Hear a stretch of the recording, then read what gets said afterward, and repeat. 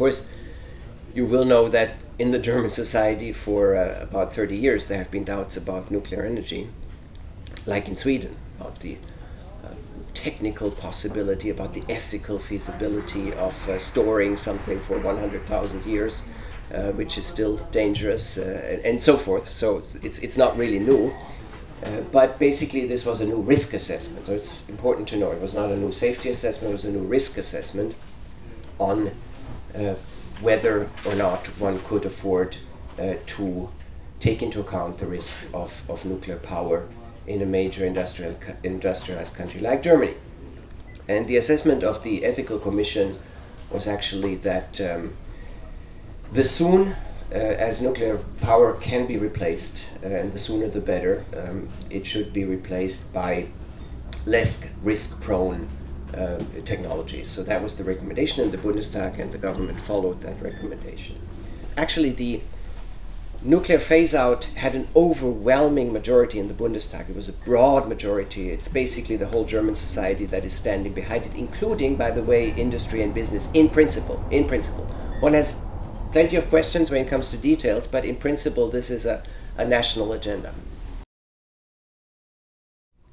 The strategy is not only a phase-out strategy, but it's certainly a phase-in strategy. And if you look at the number of laws that have been passed by the Bundestag last week, then it's amazing how many deal with the phase-in.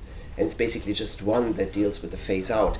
And just for the sake of the illustration, I would like to read to you the acts that the Bundestag has actually, amongst others, enacted last week, or accepted last week.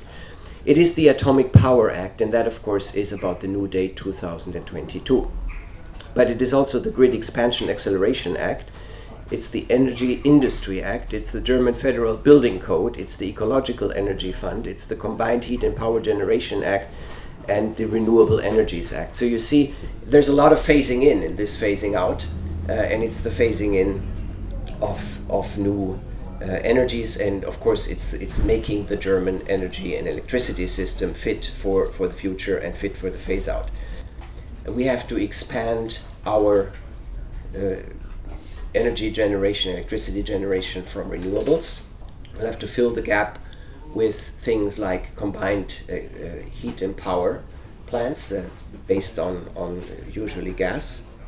It is about saving energy big time. It's about new low energy standards for new buildings in Germany. It's about investing 1.5 billion euros, additional 1.5 billion euros per year in making older buildings fit.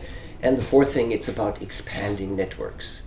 And empowering the networks, especially in Germany, for example, to transport from North Sea wind parks to southern Germany, where quite a few nuclear power plants have to be replaced, or the capacity has to be replaced.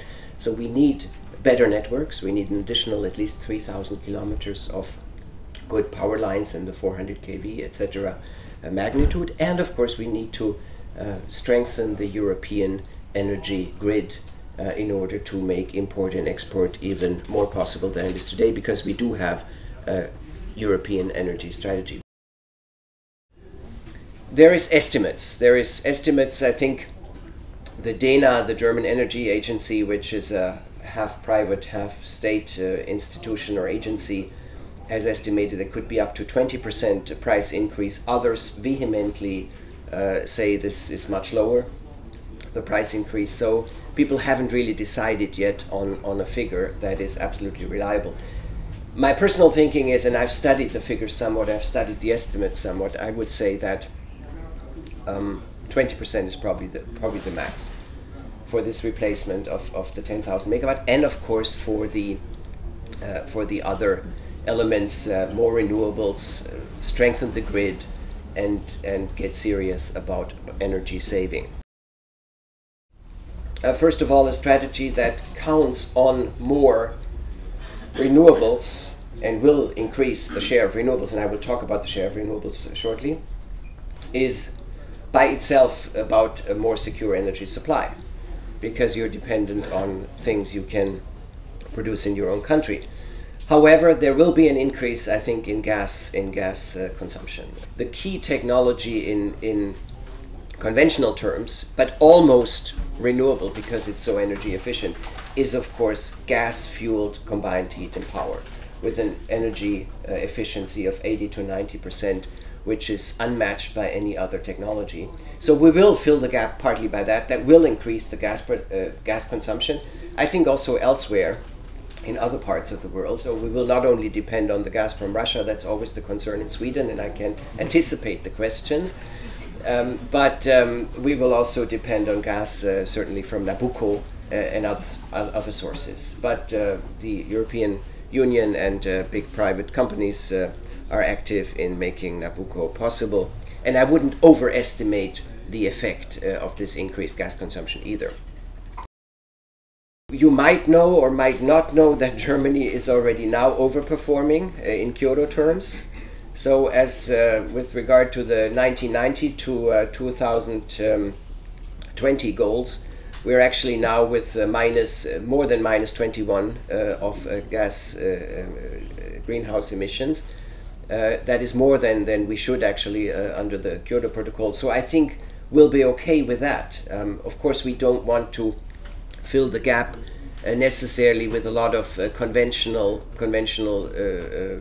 generated power, but I think, and this is the assessment of the experts, that we can meet our climate goals despite, or some would say even with, this energy turnaround. Part of the decisions that were taken in the Bundestag were also about new targets for renewable energies, and one of the targets is to be by at least 35% of renewable energies in the electricity production by 2020 and go to 50% by 2030 and to 80% by 2050. Why are we so confident that we can do this? Because we have a different system in Germany. It has a downside. I will talk about the downside as well, but we have a system of energy feed-in tariffs. Now, all of those of you who are studying the market know this very well. While in Sweden, for example, you have the certificate system where your electricity provider has to prove that a certain percentage that is predefined by basically the state, is from renewable sources. In Germany, everybody can feed in from the decentralized sources into the grid, and they get paid very well. So it's a very good business case for everybody to put photovoltaic installations on the roof, to actually for farmers to have photovoltaic fields, for people to produce wind energy. It's very, very effective when it comes to the ecological side. We have had an increase in photovoltaics in the last 3 years of about 7,000 megawatt installed capacity per year. 7,000 megawatt installed capacity per year. We're almost at 20,000 megawatt installed capacity in renewables. The downside, of course, should not be concealed. The downside is, you might call it heavy subsidies, very, very heavy subsidies, billions and billions that are basically paid by the consumers. It's cents added on the consumer bill. Industry is somewhat exempt from this, because they have to produce at competitive prices, but the household consumer pays the price for this. This you have to know. I don't want to go into further detail, but it's a tremendous success story in ecological terms. We have doubled, tripled, quadrupled in a very short period photovoltaics and other sources of renewables. So that is impressive, and that's usually not known in Sweden, that we have this exponential growth like this of photovoltaics in Germany. There is, for example, this interesting question about go more in the centralized power production thing, or more of the same as we've done in the past, that you have big centralized power plants. And then, of course, you need from these big centralized power plants with the big companies, you need lots of grids, you need networks to distribute that. Or whether you go into a direction of much more decentralized energy sources, basically your combined heat and power production in your basement, in your house, connected by smart grids. That's the philosophy. And there is this emerging paradigm discussion. I wouldn't overestimate, but I certainly want to mention it, and it's an interesting discussion. It's a very interesting discussion. I've seen graphs that since your moratorium, you have gone from being an electricity exporter to becoming an electricity importer. And when you import from France and you import nuclear power. And what are your feelings about that?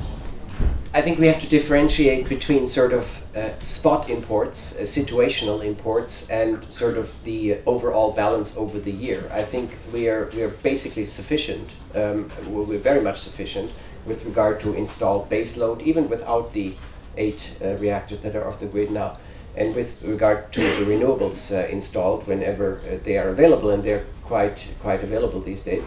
I am not aware, let me phrase it that way, that we would have become a significant net importer in recent times. There has been net imports, but there have also been exports, and all the figures point to the fact that not much is changing for the time being. Of course, we have to strengthen the grids, and we have to buy and sell from each other and to each other, absolutely. But I would say there is not a situation where we're desperate to buy all of a sudden, but we're buying as usual. We've also been net importer before in the short term. Let's look at the balance after a couple of months, and then we talk again, maybe after winter also. The assessment is that not much will change for the time being. I'm struck by the amazing amount of the CO2 emission reductions which would have been the result if running the phasing program without the phase-out part. I cannot see that is really in strict connection between them. Yes, I mean, in a sort of static view of things, you might argue that if we kept to nuclear power full-fledged, then there would be, in a static view, more CO2 reduction. However, I think this is dynamic, and I think if we move with capital investments, with the whole dynamics of a market economy into another direction, the CO2 reduction in the end will be higher there. How do you think about the public acceptance? Because you will have to do a lot of investments in grids, in wind power, etc. And I know that there's been a lot of discussion in Germany already about those issues. So how do you plan to go about to actually be able to make these investments that you're perceiving?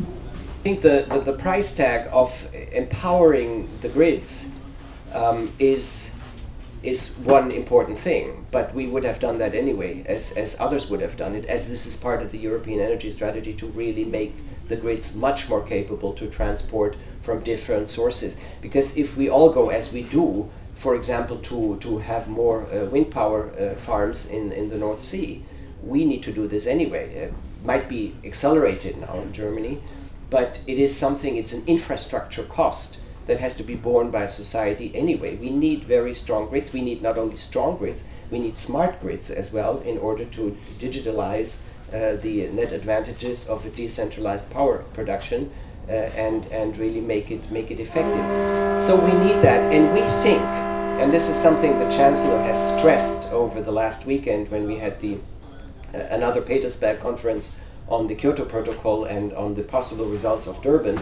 later this year. We see this actually as a chance for business and industry because we have such a clear decision now that the capital flows will know where to go, investors will know where to go. It's clear, it's not shady, it's not foggy. We're getting out of this and we're getting into that. So it might be good chances for business and growth. And this is something the Chancellor stresses very much. I just want to question if you have any numbers or ideas of if there will be created any green jobs in Germany because of this phasing, and if so, how many? The estimate is that around 350,000 jobs have been created by the green industry in the last couple of years, which is actually more than the car industry proper now. Of course, as all figures, this can be challenged and looked into, but this is a rough estimate. No doubt, Germany is the first major industrialized country to come with such a clear decision, maybe with the exception of Italy, but to come with such a clear signal, which is important for capital markets, and it's important for investors to clearly know where the journey is going. There's no doubt there's no doubt that this is a final decision of the Bundestag.